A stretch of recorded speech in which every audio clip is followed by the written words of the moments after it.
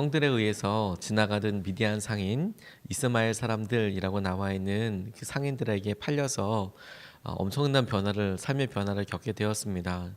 애굽으로는 잡혀와서 이제 보디발이라는 친위 대장, 애굽 바로의 친위 대장의 집에 다시 팔려서 그곳에서 종살이가 시작되게 되었죠. 엄청난 신분의 변화를 겪게 되었습니다. 그동안에는 상속자라는 뜻의 표하는 채색 옷을 입고 다니고 남이 챙겨주는 그런 밥 먹고 그런 삶을 살고 있다가 유복하게 살고 있다가 졸지의 종의 신분이 되었으니 이제 주인을 위해서 음식을 차려야 하고 시키는 일은 무조건 순종해야 되는 그런 종의 노예의 신분이 된 것입니다. 그런데 요셉의 삶을 가만히 보면 그가 그런 힘들고 어려운 상황 가운데 좌절하고 낙담하고 있었지 않고 자기에게 맡겨진 일들에 대해서 최선을 다하고 그리고 하나님께서 함께하고 계시는 것을 드러내는 통로가 되었다는 것에 좀 더 주목하고 하나님이 오늘 우리에게 주시는 은혜와 믿음의 도전을 우리가 기도 제목으로 같이 붙잡고 싶습니다. 오늘 말씀을 통해서 하나님께서 우리에게 형통의 비밀에 대해서 알려주신다라고 생각하게 되었습니다. 오늘 2절 3절 말씀에 보면 여호와께서 요셉과 함께 하심으로 그가 형통한 자가 되어 그의 주인 애굽 사람의 집에 있으니 그의 주인이 여호와께서 그와 함께 하심을 보며 또 여호와께서 그의 범사에 형통하게 하심을 보았더라. 이렇게 이야기하고 있습니다. 하나님께서 주목하게 하신 것이 무엇이냐면 요셉과 함께 하심으로 그가 형통하게 되었다라는 것이죠. 주인의 소유물이었던 종은 노예는 주인의 결정과 생각에 따라서 모든 처우가 다 달라졌습니다. 스스로 결정할 수 있는 것이 고대 시대 때는 아무것도 없었습니다. 먹는 것, 자는 것, 모든 것이 다 그냥 주인의 소유였기 때문에 주인이 처리하는 대로 다 그렇게 살고 처리되게 되었습니다. 그런데 그 가운데서도 요셉은 인정받고 살았다. 그러면 말씀을 조금 더 깊이 묵상해 보면 볼수록 본문 말씀에 요셉이 얼마나 힘들었다. 요셉이 그런 노예 같은 삶을 통해서 어떤 생각을 했다. 말씀이 그런 것에 주목하고 있지 않습니다. 그런데 주목하고 있지 않은 수준이 아니라 그가 실제로 힘들었을 것 같습니다. 그리고 실제로 어려웠을 것 같습니다. 그런데 하나님께서 오히려 그의 삶의 중심을 방점을 찍고 계시는 것이 어디냐면 하나님께서 함께하고 계셨다라는 부분인 것이죠. 그래서 그의 삶이 형통했다라고 말씀하고 계십니다. 노예의 삶을 예로 든다면 기가 막힌 고난과 어려움들이 있었겠지만 그런데 하나님은 그와 함께하고 계셨기 때문에 그의 삶이 형통했다.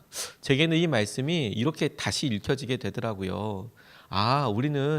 우리가 삶이 나아지고 괜찮고 살만해지고 다른 사람들이 부러워질 만한 삶을 살면 그러면 형통하게 된다. 하나님 함께 하셔서 형통하게 되어 주십시오. 이렇게 기도하지만 하나님은 당신의 관점과 시선에서는 우리가 힘들고 어려워도 여전히 하나님과 함께하는 것 때문에 형통한 삶을 살고 있다라고 말씀하고 계시는 것이죠. 하나님은 요셉이 얼마나 어렵게 힘들게 살고 있느냐에 대해서 주목하지 않으시고 하나님이 그와 함께하고 계셨다라는 상황 자체에 주목하고 계시니까 그러니까 제게 있어서 말씀을 묵상하면서 이렇게 질문하게 되겠더라고요. 지금 나는 형통한가? 라고요. 나는 주님과 지금 함께하고 있는가? 그리고 주님께서 내 삶에 온전히 역사하고 계신다면 형통한 거구나. 하나님께서 이끌어 주시고 인도하여 주시는 것을 붙잡고 의지할 수 있는 거구나. 하나님께서 그런 믿음에 도전을 하게 해주셨습니다. 날마다 우리가 겪고 상황에 처하는 모든 일들 가운데 주님의 형통케 하심을 지금 경험할 수 있게 되는 것이구나. 힘들고 어려워도 그 다음에 일어나는 외적인 생각과 상황의 변화는 나중에 일어나게 되는 것이구나. 형통한 것은 지금 우리의 마음과 믿음의 상태에 따라서 달라지게 되는 것이라고 깨닫게 되었습니다. 한 번은 여러 강사님들 가운데 예전에 하나님께서 기업인으로 귀하게 쓰였던 분의 그런 글을 읽게 된 적이 있었습니다. 이분이 패션 유통 사업을 종사하게 되었는데 그런데 여자분이셨어요. 패션 유통 사업을 시작하려고 보니까 주위에 여러 사람들이 불러서 팁을 주더랍니다. 네가 사업에 성공할 수 있는 방법이 이 세 가지를 중심으로 잘 해야 된다. 이 세 가지라는 게 듣고 나니까 기가 막히더래요. 첫 번째, 불러놓고 나서 너 술 잘 마셔야 된다.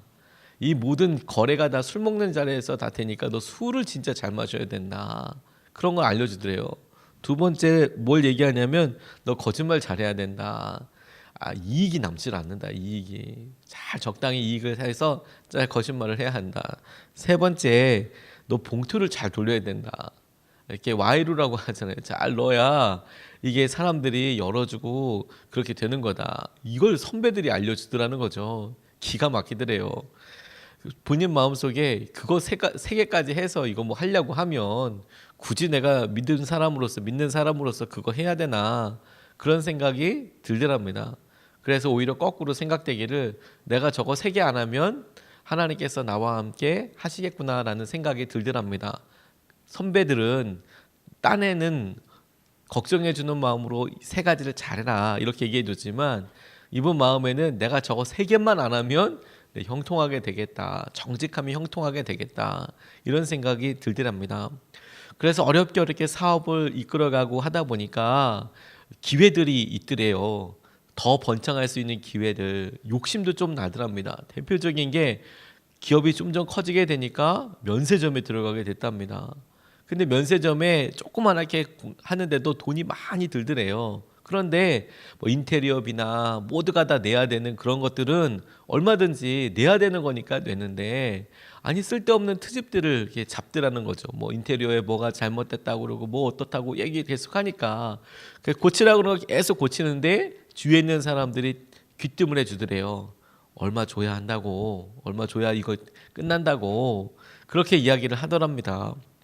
근데 마음에 다짐했잖아요. 내가 그거 안 하고 사업한다. 그랬더니 거짓말처럼 이미 공사도 다 끝나고 그러는데 한 1억 정도 공사가 들어서 이렇게 하는데 한 200만 원 넘기면 된다는데 그거 안 줬더니 1억 인테리어를 싹 다 철거해 버리더래요. 부적격 처리해서. 그런데 자기가 그거 하는 거 하나님께 약속한 거니까 그냥 나 퇴출 당한다 이런 생각으로 그냥 퇴출을 당하셨대요. 그런데 그게 끝이 아니더라는 거죠. 본인이 열심히 했고 그리고 평가를 받았는데도 물건이 사라지기도 하고 어려움이 있었지만 정직하게 그렇게 자기가 반응을 하고 나니까 인정을 받게 되고 나중에는 한국 최고의 면세점 에이전트가 되는 일까지 경험하게 되더라. 다른 외국 사람들에게 IMF 겪으면서 힘든 일 참 많았지만 사람들이 와서 자기 기업의 장부를 보더니 이중 장부가 아니고 그리고 정말 투명하고 정직하게 되어 있는 것을 보고 회사들이 헐값에 팔릴 그때에 시가 나와 있는 것보다 훨씬 더 많은 것, 왜냐하면 무형 자산이라고 해서 그 정직함과 투명성까지도 쳐서 그렇게 계산을 하더라. 그렇게 이야기하는 것을 제가 듣고 큰 도전을 받았습니다. 우리는 형통함이 어떠한 결과로 우리에게 부여하게 되는 것, 어떻게 힘든 것이 해결되는 것 수준으로 생각하지 않습니까? 근데 하나님께는 이게 미래형이 아닌 거예요. 지금 네가 하나님과 함께하고 있느냐? 그러면 하나님께서는 당연히 이렇게 선포하실 거예요. 네가 형통하다라고요.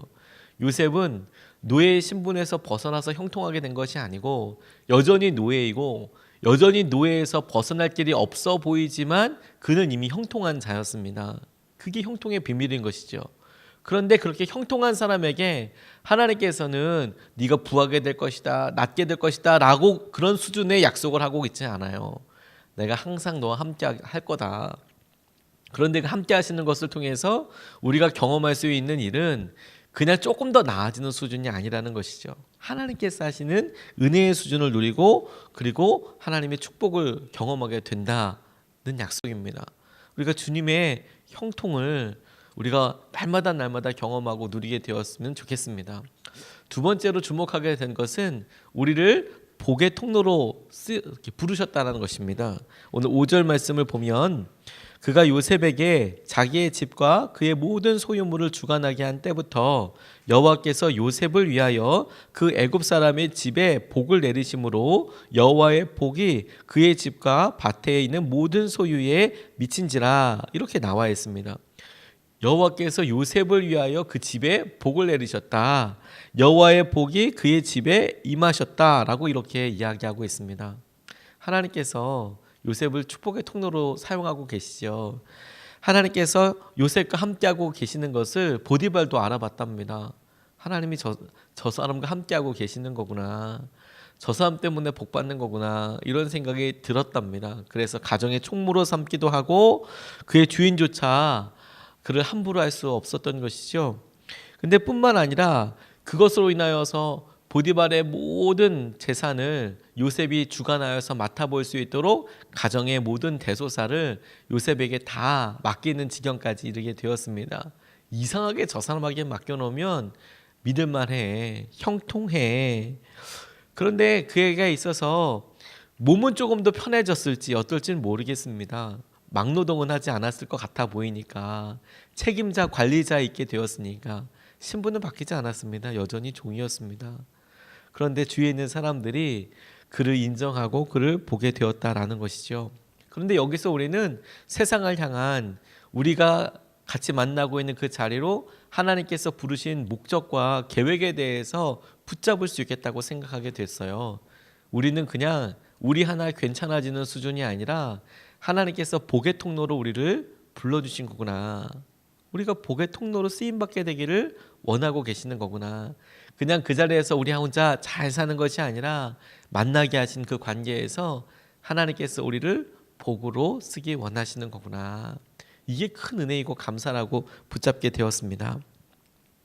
예전에 옥하는 목사님께서 목회하는 여러 일들 이야기 나누실 때 사랑의 교회 처음에 개척됐을 때 한 분을 이야기하셨는데 저는 그분 이야기가 너무너무 은혜가 되고 그리고 믿음의 굉장히 중요한 본처럼 여겨지더라고요. 이분이 낡은 한복을 입고 예배에 참석하셨는데 축도가 마치고 나면 바로 사라져 버리시는 거예요. 여자분이. 도대체 뭘 하시는 분인가 하는 생각이 드시더랍니다. 그때만 해도 교회가 크지 않으니까 사랑의 교회 막 개척할 때니까 뭐 사람이 뭐 몇십 명 안 되는 거죠. 그런데 그냥 딱 보면 그냥 축도만 끝나면 훅 가버리니까 저분 붙잡고 이야기해야지. 근데 축도만 끝나면부터 사라져 버리시는 거예요.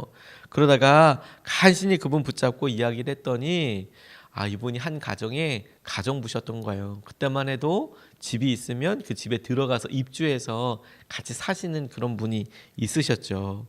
이분이 어려서 부모님이 이혼하시는 바람에 어려운 삶을 경험하게 됐습니다. 그래서 초등학교도 제대로 못 나오셔서 남의 집 살이를 하게 되신 거예요. 어려서 우리 식모살이라고 지금은 그런 분들이 많지는 않지만 남의 집에 들어가서 먹여주고 그러면 집안일 해주는 그런 어려운 삶을 살게 되셨대요. 이 집 저 집 전전하다가 나이가 차니까 당시에는 사회적인 편견이 되게 심했던 장애가 있는 남자분이랑 결혼하게 됐답니다. 내가 살 사람은 그래도 내가 천성이라고 생각하고 그렇게 결혼을 하셨는데 그나마 그 가운데서도 버림을 받으셨다는 거예요. 그때 나이가 19이었답니다. 그러니까 본인 생각에 나는 이런 남자한테도 버림을 받을 수밖에 없는 그런 불쌍한 사람이구나 이런 생각이 확 들더라는 거죠. 그때부터는 잘 살겠다 어떻게 하겠다 이런 생각들도 못하고 심지어 스스로 그냥 극단적인 생각을 하고 결행도 해봤다는 거죠. 실패하고 몸과 마음이 많이 망가졌죠. 평생 남의 집 그냥 식모살이를 하게 됐는데 어느 날 주방에서 이렇게 일하다가 라디오를 켰는데 극동방송이 이렇게 들리더래요. 그리고 예수님을 라디오를 통해서 인격적으로 만나게 됐다는 거예요. 내가 주님을 만나고 믿고 그리고 모든 것이 바뀌어지게 되더랍니다. 하루 종일 걸레 빨고 구정물에 손 담그고 있고 식사도 주인이랑 같이 뭐 식탁에서 하는 거 아니고 부엌에서 먹는 둥 마는 둥 그렇게 먹고 그런 삶인데 완전히 달라지게 된 것이 뭐냐면 입술에서 찬송이 흘러나오고 얼굴에 사람들이 이해할 수 없는 미소가 떠오르게 되고 평안이 자리 잡게 되고 그리고 결국에 집 근처에 있는 교회도 알아보게 되었던 것이죠. 뭐 식모살이 하다 보니까 어디 갈 데 없고 친척 없으니까 갈 데 없었는데 이분이 주일 그 시간만큼은 꼭 내가 예배 드리고 싶다고 그래서 교회에 나오게 하시게 된 거예요. 주위에 있는 개척교회가 그 사랑의 교회였던 거죠. 그리고 그게 집사님이 되셨어요. 옥 목사님 이렇게 쓰셨습니다. 그때 강남에 잘 사는 사람들이 많았대요. 그리고 잘 사는 사람들을 피해 도망가는 성도들이 또 있었대요. 잘 사는 사람들이 막 오니까 그 잘 사는 사람들이랑 같이 있는 게 마음에 부담이 되는 거예요. 티가 이렇게 너무 많이 나니까. 그러니까 비교가 되니까 옷 입는 게 다르다고 생각이 되니까 앉아있을 때 자기 혼자서 아무 얘기 안 해도 난 못 사는데, 나는 힘든데 같이 견디지를 못하는 거예요. 아무 눈치도 뭐라 하나요? 그냥 와 있는데도 그걸 견디지를 못해서 그냥 떠나는 성도들이 많았답니다. 그런데 이수정 집사님 항상 똑같은 그냥 무명저고리 같은 거 이렇게 입고 오시고 그러는데 집사가 되고 나서 헌금위원이 되고 나서 봉사할 때에도 그냥 처음 봤던 옷 그냥 그대로 입고 달라 보이지 않고 그렇게 열심히 충성하더라는 거죠. 기가 죽지 않으시더래요. 내가 주님 만났으니까. 행복하게만 했던 애뜬 소녀 같은 미소 지면서 예배당을 돌면서 헌금위원으로 수고하는 그 모습에 이 용 목사님이 앞에서 보는데 야, 이건 범접할 수 없는 위험 같은 게 느껴지더래요. 주님과 함께하는 사람이구나. 저분이 정말 주님과 함께하는 사람이구나. 그런데 몸이 그렇게 약하셨답니다. 이분이. 그래서 얼마 더 살지 못하고 주님 품으로 가게 되셨는데 3년 모은 헌금을 100만 원이 든 적금 통장을 건축 헌금으로 이렇게 하고 가셨다고 그래요. 이분이. 너무 부족함이 많은 삶이었지만 옥 목사님이 보기에 부족하지 않는 삶이더라. 근데 가만히 그분을 이렇게 보니까 세상에서 구할 수 없는 가장 값진 것으로 채워져 있더라. 그리고 그분이 거기에 있는 것을 통해서 하나님께서 복을 주시더라. 그 한 사람 있는 것을 통해서 사람들은 부유하고 잘 살고 그런 것들을 의지하지만 하나님은 당신을 사랑하는 사람, 당신과 함께 하시는 사람을 복 주시고 뿐만 아니라 그런 한 사람이 있는 것을 통해서 삶의 비밀과 하나님께서 함께 하시는 은혜에 대해서 떠올리게 하시는 것이죠. 복의 통로 되는 겁니다. 하나님께서 우리로 당신을 생각나게 하시는 사람으로, 당신을 붙잡게 하시는 사람으로 쓰임받게 하여 주실 줄로 믿습니다. 우리가 속해 있는 가정, 사회에 만나는 사람들, 공동체에 위에서 부르심 받았거든요.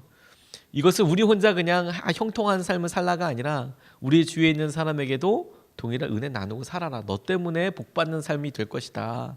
우리가 그것을 위해서 오늘도 축복하고 기도하고 함께 나아가게 되기를 주님의 이름으로 축복합니다. 하나님과 함께하는 것이 관건입니다. 하나님과 함께하는 것이 오늘 우리의 삶의 목표입니다. 하나님께서 우리의 삶을 다스리시고 축복하여 주시는 것이 우리의 목적입니다. 다른 것 붙잡는 게 아니라 우리가 그 은혜를 함께 누리게 되었으면 좋겠습니다.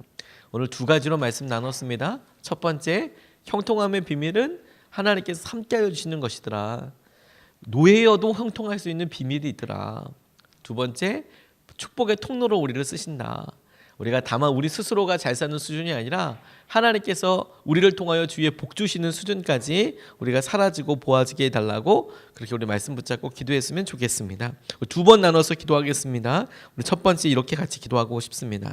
하나님과 온전히 동행하게 하셔서 우리 삶의 형통함을 경험하게 해달라고 기도하는데 하나님께 우리가 온전히 동행할 수 있는 방법 중에서 중요한 첫 번째는 뭐든지 말씀하시면 이제 순종하겠습니다. 하나님 말씀하시면 순종하는 삶 살게 해주십시오. 온전히 동행하게 하셔서 우리 삶에 주님이 함께 하시는 사람들에게만 주시는 형통함을 누리게 하여 주시옵소서. 우리가 첫 번째로 같이 기도하시겠습니다.